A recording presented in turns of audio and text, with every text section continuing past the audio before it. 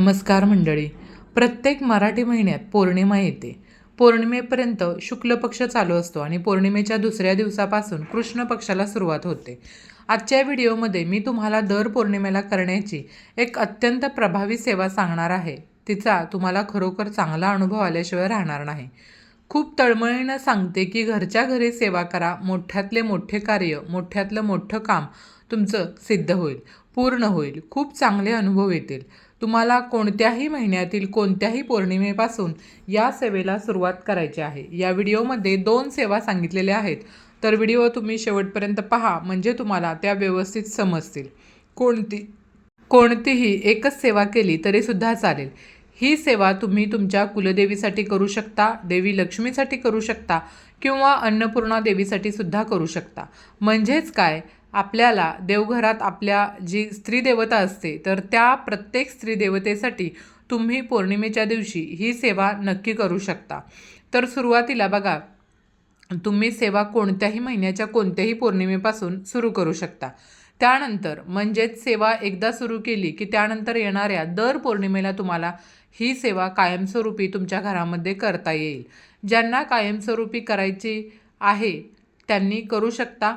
नसेल तर त्यांनी एक अनुभव घ्यायचा म्हणून साधारणतः 6 महिने सेवा करून बघा. त्याचं तुम्हाला काय चांगले अनुभव येतात ते सुद्धा बघा आणि त्यानंतर तुमची इच्छा असेल तर तुम्ही पूर्ण वर्षभर ही सेवा कायमस्वरूपी चालू ठेवू शकता.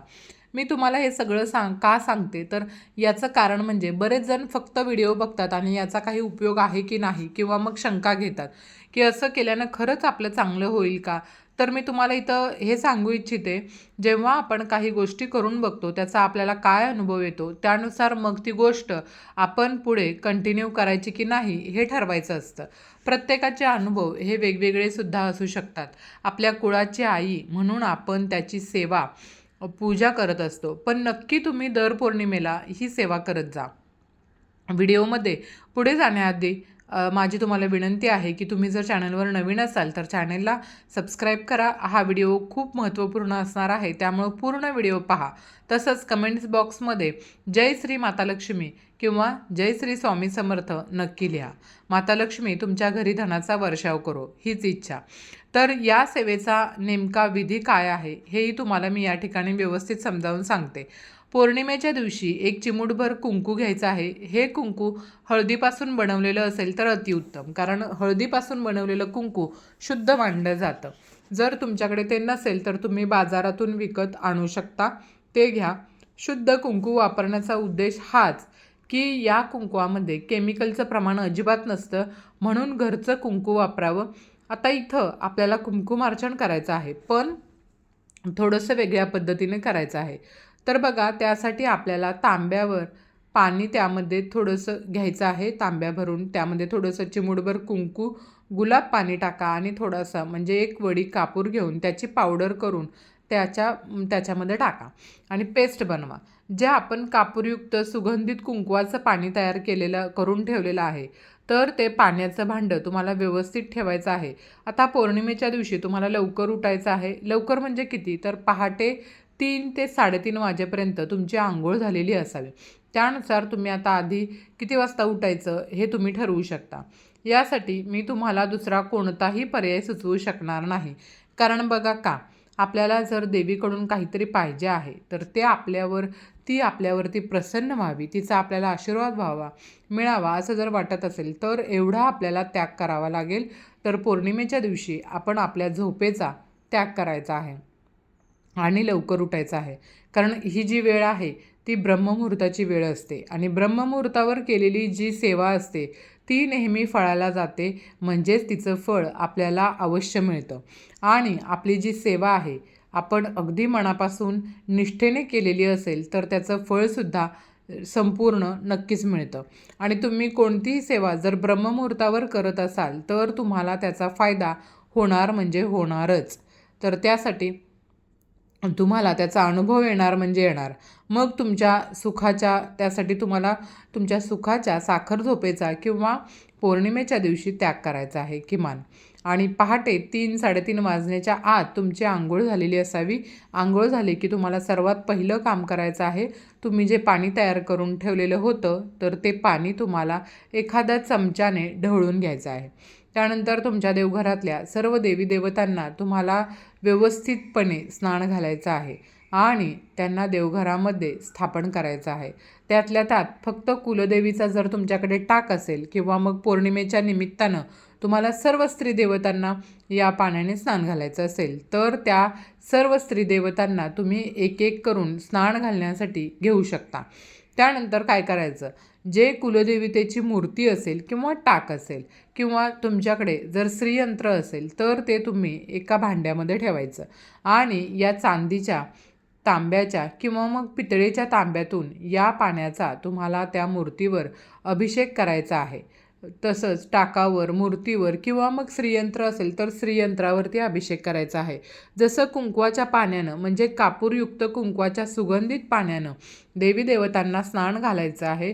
स्नान घालत असताना एक अतिशय प्रभावी आहे आणि तो मंत्रसुद्धा तुम्हाला म्हणायचा आहे, प्रभावी मंत्र. ओम श्रीं ह्रीं श्रीं कमले कमलालये प्रसिद्ध प्रसिद्ध ओम श्रीं ह्रीं श्रीं महालक्ष्मी नमः किंवा मग महालक्ष्मी कुंकुमार्चन प्रचोदया फट स्वाहा असा 108 वेळा हा मंत्र म्हणायचा आणि कुंकवाच्या पाण्यानं स्नान घालून घ्यायचं आहे. तुम्हाला पहाटे 3 ते 3:30च्या दरम्यान करायचं आहे. याचं कारण एकच, तुम्ही जर तुळजापूरच्या देवी भवानी आईच्या मंदिरात गेला असेल तर तिथंसुद्धा देवीचे पहाटे 3-3:30चे रूप तुम्ही कधी बघितलं असेल तर अतिशय प्रसन्न रूप असतं, कारण त्यावेळी देवीचं स्नान घातलेलं असतं आणि देवी एकदम प्रसन्न मुद्रेमध्ये बसलेली असते आणि त्यावेळेस जर आपलं दर्शन झालं तर मग विचारायलाच नको, अतिशय चांगल्या प्रकारचा सुखद लाभ आपल्याला बघायला मिळतो. देवीचं ते रूप बघितल्यावर त्याच पद्धतीने तोच अनुभव घेण्यासाठी आणि भले तुमची कुलस्वामिनी बघा तुळजाभवानी असेल, आई नसेल, दुसरी कोणतीही असेल, तर मी तुम्हाला सुरुवातीलाच पर्याय सांगितला आहे की कुलस्वामिनी, देवी लक्ष्मी, अन्नपूर्णा माता, तर या सर्वांसाठी म्हणजे या सर्व स्त्री देवतांसाठी हा विधी आपल्याला पौर्णिमेच्या दिवशी करता येतो. आता ही पौर्णिमेला कुंकुमार्चन सेवा तुम्ही नक्की करा. योगायोगानं तुम्ही पौर्णिमेला लवकर उठलेलाच आहात तर तुम्हाला ज्या काही पूजाच्या पौर्णिमेच्या पूजा आहेत किंवा सेवा आहेत त्या करून घ्यायच्या आहेत, तर त्यासुद्धा पौर्णिमेच्या दिवशी तुम्ही करून घ्यायच्या आहेत. तुम्हाला हा सुखद अनुभव घ्यायचा असेल तर ही एक सुंदर असं वातावरण जे तयार होतं तर ते तुम्ही कदाचित जर पौर्णिमेची सेवा तुम्हाला यापूर्वी माहिती नसेल आणि आता नव्याने समजली असेल तर त्यानुसार तुम्ही दर पौर्णिमेला ही सेवा करायला सुरुवात करा. तुम्हाला नक्की या सेवेचा फायदा झाल्याशिवाय राहणार नाही. या दिवशी उंबरठ्यावर हळदीचं लेपन करणं, फरशी पुसणं, मुख्य दरवाजा पुसणं, गॅसची पूजा करणं या सेवा पौर्णिमा अमावस्याला आपल्या घरामध्ये झाल्याच पाहिजेत. आता दुसरी पौर्णिमेची सेवा आहे, ती सेवा खूप फलदायी आहे. जर तुम्हाला ही सेवा करायची असेल तर ती पौर्णिमेपासून 11 पौर्णिमेपर्यंत करावी. बघा, घरातील एका व्यक्तीनं जरी महिन्यातल्या फक्त 1 दिवस आणि त्या 1 दिवसाचा फक्त तुमचा कमीत कमी अर्धा तास किंवा तुमचे 15 मिनटं, पण ज्यामुळं तुमच्या घरातील सर्वांना याचा फायदा होईल. त्याचबरोबर ज्या गोष्टीसाठी तुम्ही सेवा करताय, हा उपाय करताय, ते काम तर होईलच, पण त्याच्या व्यतिरिक्त तुम्ही जी म्हणजे अपेक्षाही केली नव्हती असे बदल तुमच्या आयुष्यामध्ये होताना तुम्हाला बघायला मिळतील. जसजसा महिन्यात जाईल तसतसं तुम्हाला विश्वास होणार नाही की एवढं तुमच्या घरामध्ये बदल होणार आहेत, तुम्हाला बघायला मिळणार आहेत. 1 वर्षानंतर तुम्ही बघाल की 1 वर्षापूर्वीचं माझं आयुष्य काय होतं आणि 1 वर्षानंतरचं मी आता कुठे आहे. एकदम झिरोवरून तुम्ही टॉपवर पोहोचाल. पण शेवटी काय, विश्वास महत्त्वाचा आहे आणि संयमसुद्धा तितकाच महत्त्वाचा आहे. बऱ्याच वेळेला तुम्ही अशी परिस्थिती तुमच्या घरामध्ये असू शकते की मुलांचं शिक्षण झालेलं आहे पण नोकरी मिळत नाही आहे. मुलं प्रयत्न तर करतायत, 100% देत आहेत, कष्ट करतायत, पण त्यांना मनासारखा जॉब मिळत नाही, नोकरी मिळत नाही किंवा त्यांना हवी तशी संधी समोरून चालून येत नाही. तुम्ही प्रयत्न खूप करत आहात संतान प्राप्तीसाठी पण काही यश येत नाही, तर ही सेवा तुम्ही नक्की करा. याचा अनुभव तुम्हाला नक्की येईल. स्वतःचं घर होण्यासाठी प्रॉब्लेम येत आहेत तर ज्या काही समस्या तुमच्या आहेत ना, त्या बेसिक गोष्टी मी तुम्हाला या ठिकाणी सांगितल्या. पण या व्यतिरिक्त अजूनसुद्धा काही समस्या तुमच्या लाईफमध्ये असतील की ज्या तुम्ही कोणाशी शेअर करू शकत नाही, पण त्यातून तुम्हाला बाहेर पडायचं आहे. अशा तुमच्या घरातील, तुमच्या संसारातील किंवा तुमच्या कौटुंबिक घरामध्ये ज्या काही समस्या असतील, तर प्रत्येक समस्येतून मार्ग काढण्यासाठी, त्या प्रत्येक परिस्थितीमधून बाहेर निघण्यासाठी किंवा जिथं तुम्ही हरवलेले आहात, ते जेव्हा काहीच कळत नाही, आपलं डोकंच चालत नाही आहे, त्याच्यातून मी पुढे कसा निघू, तर अशा परिस्थितीमध्ये सुद्धा तुम्ही हा उपाय करून बघा. तुम्हाला खूप चांगले रिझल्ट मिळतील. कोणत्याही महिन्यातील कोणत्याही पौर्णिमेपासून सलग 11 पौर्णिमा तुम्हाला ही सेवा करायची आहे. फक्त पहिल्या पौर्णिमेला संकल्प करायचा आहे. पहिल्या दिवशी संकल्प करायचा. संकल्प हा फक्त पहिल्याच दिवशी आणि एकदाच करायचा असतो. परत परत संकल्प करायचा नसतो. घरातील कोणत्याही महिलेने तुमच्या देवघरामध्ये कुलदेवीची मूर्ती असेल, कुलदेवीचा टाक असेल किंवा कुलदेवीचा फोटो असेल, तर पौर्णिमेच्या दिवशी सकाळी देवपूजा करताना जे कोणी देवपूजा करत असेल त्यांनी कुलदेवीच्या टाकावर किंवा कुलदेवीच्या मूर्तीवर अभिषेक करून घ्यायचा आहे. फोटोवर अभिषेक केला जात नाही, म्हणून फोटो स्वच्छ पुसून घ्यायचा. देवघरामध्ये जिथे त्याची जागा आहे तिथं ठेवायचं. कमीत कमी सकाळी पहाटे पण तुम्हाला 16 वेळा कुंकुमार्चन सेवा करून घ्यायचे आहे. कुंकुमार्चन करताना देवीचा मंत्र म्हणावा. ओम ऐं ब्रीं क्लीं चामुंडाय विच्चे. एखादी वेणी किंवा गजरा किंवा एखादं लाल फूल पौर्णिमेच्या दिवशी आवर्जून कुलदेवीला अर्पण करायचं आणि काहीतरी गोडाचा नैवेद्य दाखवायचा. खीर बनवली तर अतिशय उत्तम आहे, कारण देवीला खीर प्रिय आहे. पण बाकी काही खीर करणं तुम्हाला जर शक्य नसेल तर तुम्हाला जे वाटेल ते काहीतरी गोडाचा नैवेद्य तुम्ही दाखवला तरीसुद्धा चालेल. सकाळी देवपूजा झाल्यानंतर तुम्ही ओटी भरली तरीसुद्धा चालू शकतं किंवा दिवसभरामध्ये तुमच्या वेळेनुसार कधीही तुम्ही ओटी भरू शकता. ओटी भरण्यासाठी तुम्ही प्रत्येक पौर्णिमेला एक नवीन साडी घेतली तरीसुद्धा चालू शकतं किंवा प्रत्येक पौर्णिमेला तुम्ही अगदी खणा नारळाने ओटी भरली देवीची तरीसुद्धा चालेल. काही हरकत नाही. जे काही तुम्हाला शक्य होईल दोन्हींपैकी एक ते तुम्ही घ्यायचं आहे. तुमच्या परिस्थितीनुसार तुम्ही घेऊ शकता. समजा तुम्ही साडी घेतली तर साडी घ्या, ब्लाऊज पीस असेल तर ब्लाऊज पीस घ्या. पण ती तुम्हाला कोणी ओटीमध्ये दिलेलं किंवा कोणत्या कार्यप्रसंगी तुम्हाला ते मिळालेलं नसावं याची काळजी घ्यायची आहे. तो आपल्या पैशानं आपण विकत आणायचा आहे. ब्लाऊज पीस किंवा साडी यावर एखादा गजरा, वेणी, कमीत कमी 11 रुपये दक्षिणा ठेवायची. जास्तीत जास्त तुम्ही किती ठेवू शकता. यासोबतच तांदूळ, हळकुंड, खोबऱ्याचा तुकडा, बदाम, अखंड बदाम, खारीक हे तुम्हाला घ्यायचं आहे. याचबरोबर हिरव्या बांगड्या 5 घ्यायच्या. हिरव्या बांगड्यासुद्धा विकत आणायच्या आहेत, कोणी दिलेल्या नसाव्यात. ज्या आपण सौभाग्याच्या वस्तू म्हणतो ना, तुम्हाला त्या ठेवायच्या असतील तर तुम्ही ठेवू शकता. आजकाल बरेच जण बघा नेलपेंटची बॉटल, मेहंदीचा कोन या सगळ्या गोष्टी ठेवतात. हे सगळं तुम्ही ठेवायचं असेल तर ठेवू शकता. बाकी इतर गोष्टींची गरज नाही आहे. फक्त 5 बांगड्या आणि जोडवी तुम्ही ठेवली तरीसुद्धा चालू शकतं. जोडवी ही चांदीचीच असावी असं काही नाही आहे. तुम्हाला जर शक्य नसेल तर तुम्ही चांदीची घ्या. नाहीतर पूजा साहित्याच्या दुकानामध्ये गेल्यावर बघा आपल्याला ओटी भरण्यासाठी जोडवी, त्याचबरोबर छोटासा आरसा, कंगवा, हिरव्या बांगड्या आणि कुंकवाची डबी हे सुद्धा मिळतं. तर ते सुद्धा तुम्ही घेतलं पूजा साहित्याच्या दुकानामधून तरीसुद्धा चालेल. हे एकत्र ठेवायचं.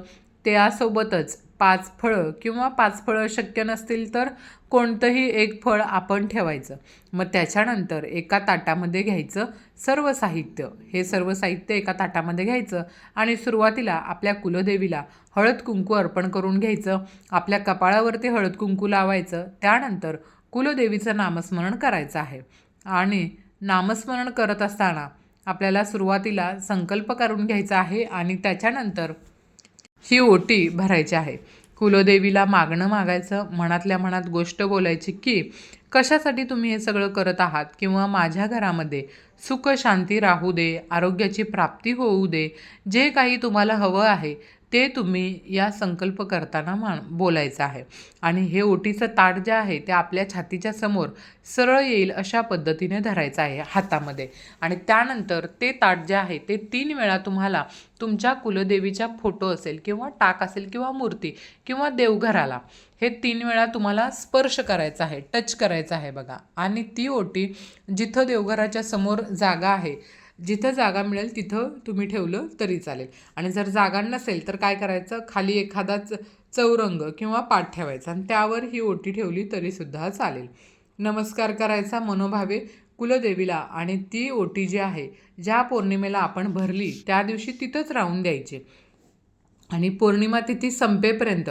आणि दुसऱ्या दिवशी मग हे जे ओटीचं साहित्य आहे ना, ते तुम्ही सगळं घरामध्ये वापरू शकता. तुम्ही ती साडी जी घेतलेली असेल किंवा ब्लाऊज पीस घेतलं असेल तर ते तुम्ही वापरू शकता. तुम्ही हे सगळं साठवूनसुद्धा ठेवू शकता. किंवा बघा, जेव्हा कधी तुम्ही तुमच्या कुलदेवीच्या मूळपीठावर जाणार असाल ना दर्शनासाठी, तेव्हा तिथं जाऊन देवीला ही ओटी तुम्ही अर्पण करू शकता. तुमच्या गावामध्ये किंवा तुम्ही जिथं कुठं राहताय त्या एरियामध्ये कोणत्याही देवीचं मंदिर असेल तर त्या देवीच्या मंदिरामध्ये दुसऱ्या दिवशी जाऊन तुम्ही ही ओटी अर्पण करू शकता. जर तुम्ही मूळ पीठावर जाणार असाल तर फळ वगैरे त्याच्यातील खराब होणाऱ्या वस्तू ज्या असतात त्या तुम्ही खायच्या आहेत. वेणी गजरा काढून बाकीच्या गोष्टी तुम्ही ठेवू शकता. आणि जसं समजा बघा 2-3 महिने तुम्ही देवीच्या मूळपीठाला जाणार आहात, तेव्हा ते देवीला अर्पण करून घ्यायचं आहे, असं सुद्धा करू शकता. किंवा महिन्याला मग तुम्ही देवीच्या मंदिरामध्ये अर्पण करून येऊ शकता. व कधीतरी वर्षातून एकदा जेव्हा तुम्ही मूळपीठावर जाल मग त्या महिन्यातल्या पौर्णिमेची जी ओटी आहे ती तशीच ठेवा आणि जेव्हा मग तिथे गेल्यावर तुम्ही ती अर्पण करू शकता. जसजसं पौर्णिमा जातील तसतसं प्रत्येक पौर्णिमेला तुम्ही सेवा कराल, फुलं, देवीची ओटी भराल तर तुमच्या कुलदेवीच्या कृपेने तुमच्या आयुष्यात, घरात इतकी बदल होतील ना की मी तुम्हाला सुरुवातीला सांगितलं तसं खूप चांगले अनुभव तुम्हाला येतील. आणि हे खूप काही अवघड नाही आहे, साधी सोपी होती. तर बघा, आपण कोणाच्या घरी गेलो किंवा आपल्या घरी कोणी आलं ना तर आपण अगदी सहजपणे त्या महिलेची ओटी भरतो खणा नारळानं. आपण इथं आपल्याला कुलस्वामिनीला महिन्यातून एकदा तिची ओटी भरायची आहे. बघा, ती फक्त तुम्हाला एवढं देईल ना की तुमची कुलदेवी, तुमची कुलस्वामिनी, की तुमची ओंजळ कमी पडेल घेण्यासाठी. एवढं भरभरून ती तुम्हाला देईल. अगदी खरं सांगते, तुम्हाला या सेवेने काय दिलं हे मला कमेंटमध्ये नक्की सांगा. आणि आजच्या व्हिडिओमध्ये बस एवढंच. व्हिडिओ आवडला असेल तर चॅनेलला लाईक, शेअर आणि सबस्क्राईब करा. तसंच व्हिडिओ संपूर्ण पाहिल्याबद्दल मनापासून आभार. धन्यवाद. श्री स्वामी समर्थ. जय जय स्वामी समर्थ.